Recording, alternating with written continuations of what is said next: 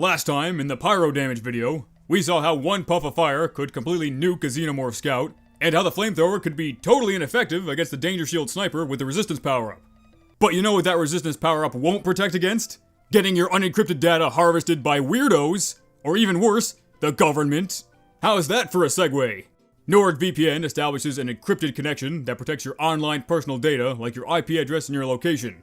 And NordVPN can be used to secure up to 6 devices at once. You can have it on your desktop, your laptop, your phone, your second laptop, anything you want. But wait, there's more. It also allows you to change your region so you don't miss out on games or shows that are only available in other countries. No more 9-hour flights to Belgium when you can now just get there with a click of a button. And with the link in the description, you can go to nordvpn.com/SquimJim with coupon code SquimJim to get a 2-year plan plus 1 additional month free with a huge discount. For those of you all the way in the back who didn't hear, that's nordvpn.com/SquimJim with coupon code SquimJim. So check it out.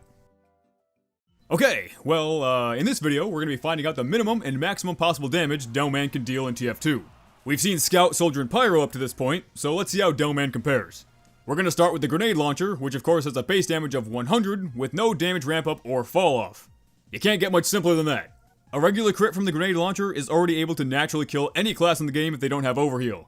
And really, the only factor we would need to add into this would be a Warrior Spirit Heavy for a maximum damage of 390. And just as a reminder, while the Buffalo Stakes damage vulnerability does stack with the Warrior Spirits, for some reason that vulnerability is ignored if the attack is a crit. So for the grenade launcher's max damage, the Warrior Spirit and a crit is all you need. And that 390 max damage also applies to the Iron Bomber and the Lock and Load as well.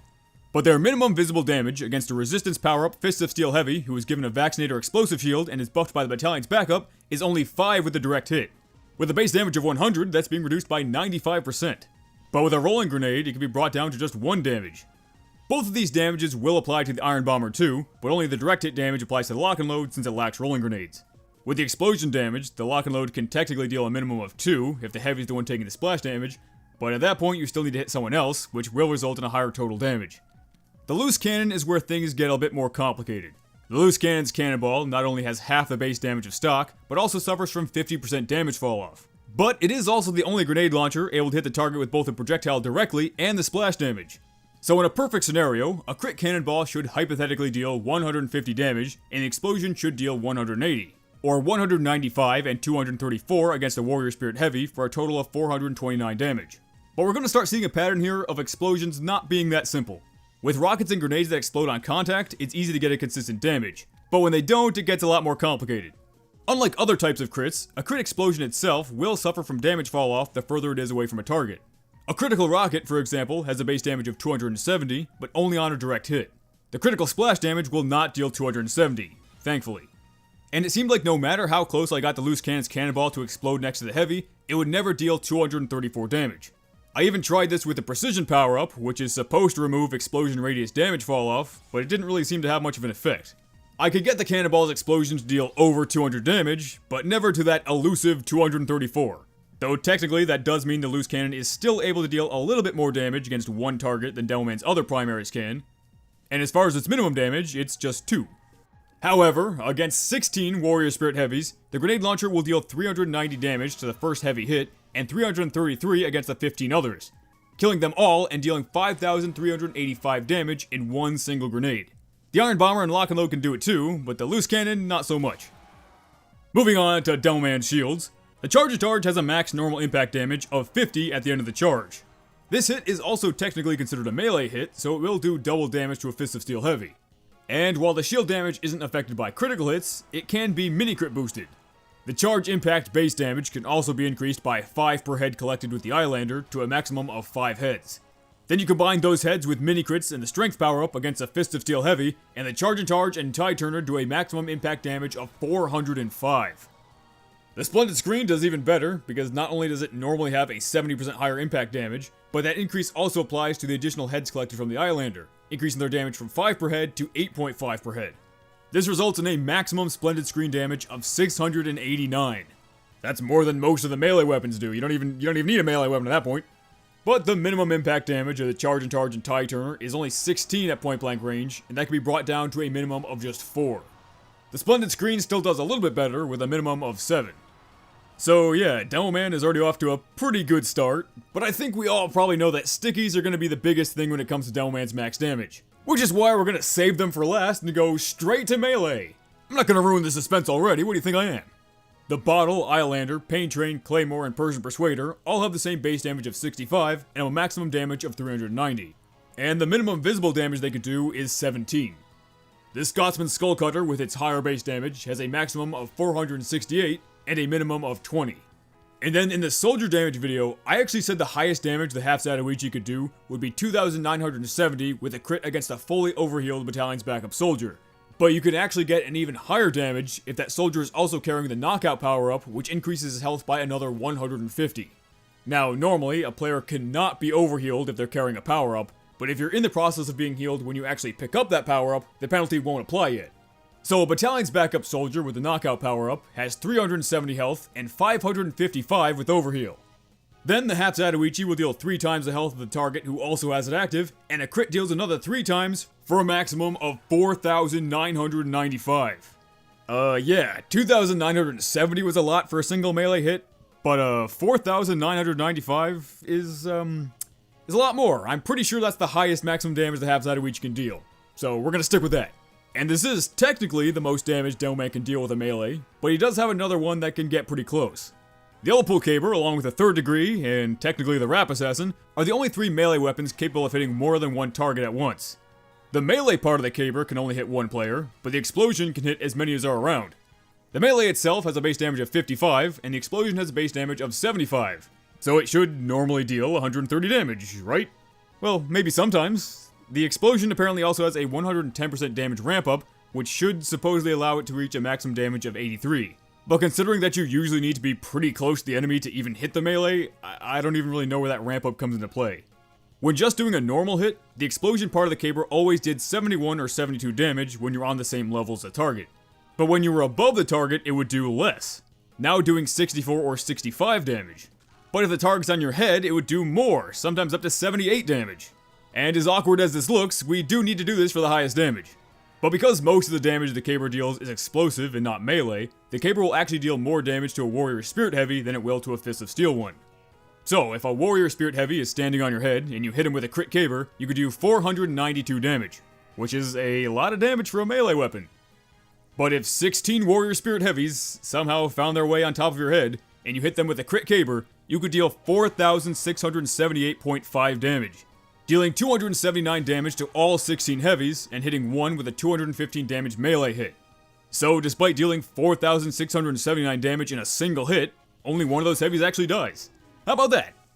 The Caber is coincidentally also Demoman's melee with the lowest possible damage, dealing a minimum of 3 with the Explosion.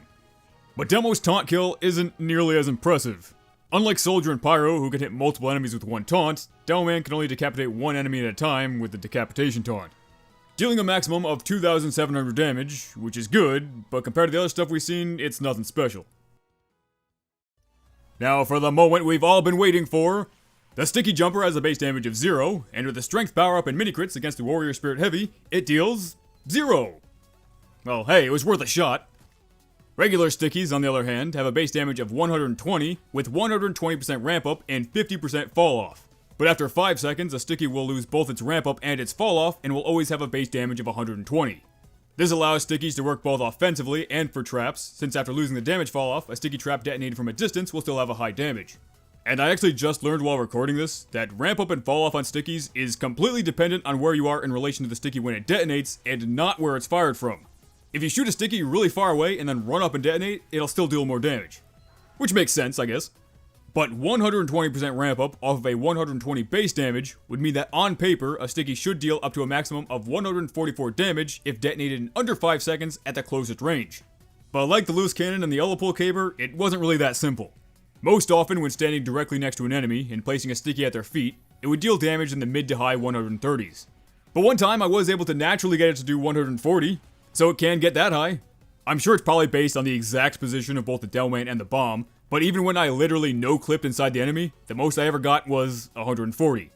Then from there, the damage also varied a little bit with strength and mini-crits, but only ever by a few points. The highest I was able to consistently get against the Warrior Spirit Heavy was 481.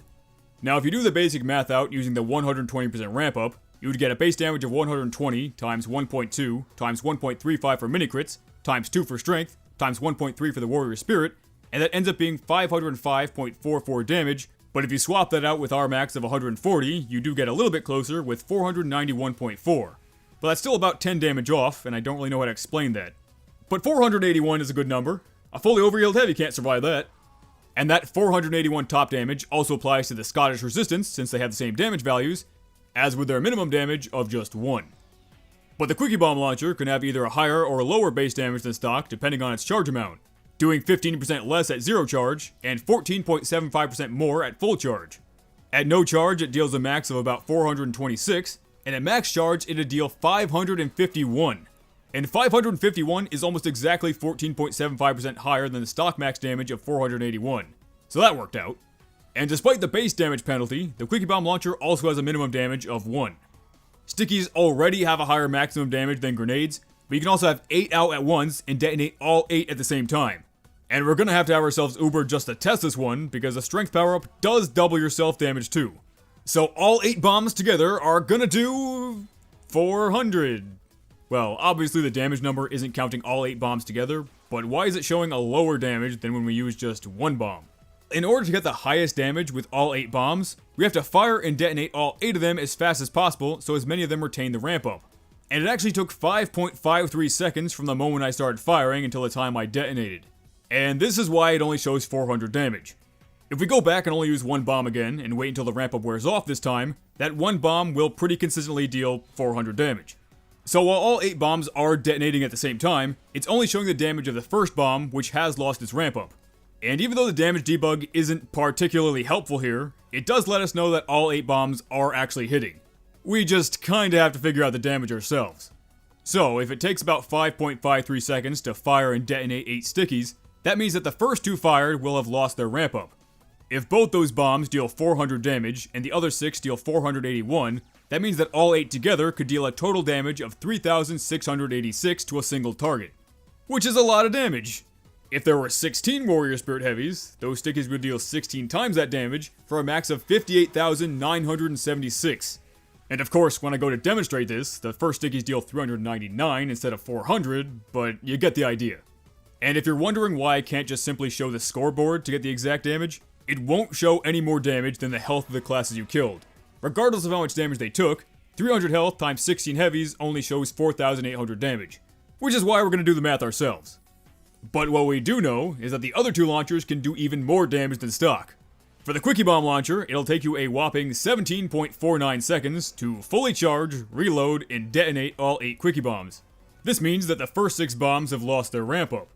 But with increased charge damage, that would make them deal 460 instead of 400. If those last 2 bombs kept their ramp up and dealt 551, that detonation could deal 3,862 against 1 heavy, or 61,792 against 16. But we knew right from the get-go that it would come to this. For the maximum damage Demoman can do, you'll need the Scottish resistance with its 14 bombs, boosted by mini crits and the strength power-up, fired and detonated as quickly as possible and as close as you possibly can get to 16 Warrior Spirit Heavies.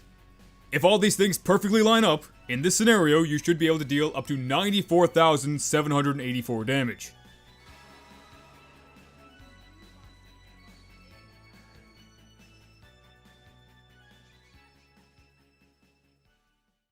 Because it took 14.41 seconds to fire and detonate all 14 bombs, that meant that 10 of them had no ramp up and 4 of them did. 400 times 10 is 4,000, and 481 times 4 is 1,924.